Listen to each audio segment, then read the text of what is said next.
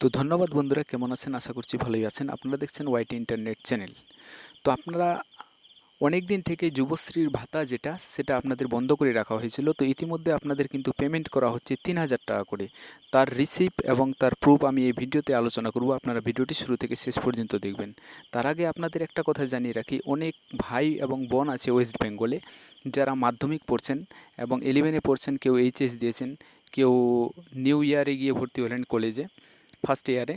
তো তাদের ক্ষেত্রে আমি এই কথাটি জানিয়ে রাখছি যে আপনারা যদি যুবশ্রী প্রকল্পে এখনও আবেদন না করে থাকেন, তাহলে প্লিজ আপনারা যুবশ্রী প্রকল্পে কিন্তু আবেদন করে দিবেন।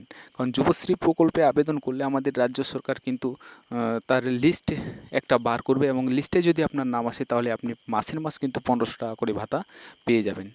তো আপনাদের পরের লিস্ট কবে বার হবে সেটাও নিয়ে আমি আজকে আলোচনা করব বিস্তারিত।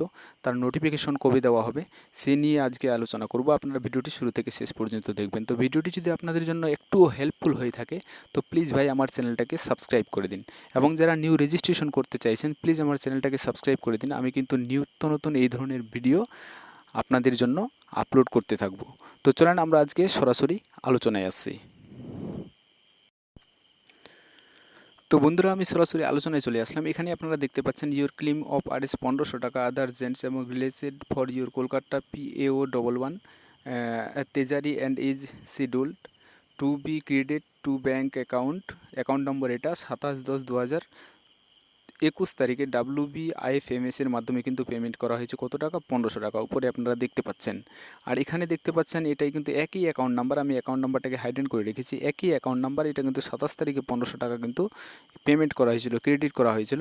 এরপরে একই অ্যাকাউন্ট নাম্বার, সেম অ্যাকাউন্ট নাম্বারে কিন্তু ২৮ তারিখে, আজকে যে ২৮ তারিখ, ২৮/১০/২০২১, আজকেও কিন্তু ১৫০০ টাকা তার অ্যাকাউন্টে পেমেন্ট করা হয়েছে। তো আপনারা এখানে দেখতে পাচ্ছেন। আর অনেকে হয়তো ভাবছেন যে ইয়েতে অ্যাপ্লিকেশন করতে গেলে, যুবশ্রী বেকার ভাতা অ্যাপ্লিকেশন করতে গেলে আমাদের হয়তো কোনো টাকা লাগবে। দেখেন ভাই, যুবশ্রী প্রকল্পে যদি আপনারা অ্যাপ্লিকেশন করতে চান তাহলে আপনাদের কোনো ফি লাগবে না, এবং কোনো ১ টাকাও আপনাকে ডোনেশন দিতে হবে না।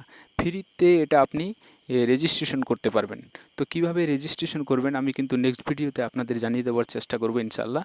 তো আপনারা আমার চ্যানেলটাকে প্লিজ সাবস্ক্রাইব করে যাবেন, এবং ভিডিওটি যদি একটু হেল্পফুল হয়ে থাকে তো প্লিজ আমার চ্যানেলটাকে একটু সাবস্ক্রাইব করে দেবেন। থ্যাংক ইউ, ধন্যবাদ। আবার নেক্সট ভিডিওতে আপনাদের সাথে দেখা হচ্ছে।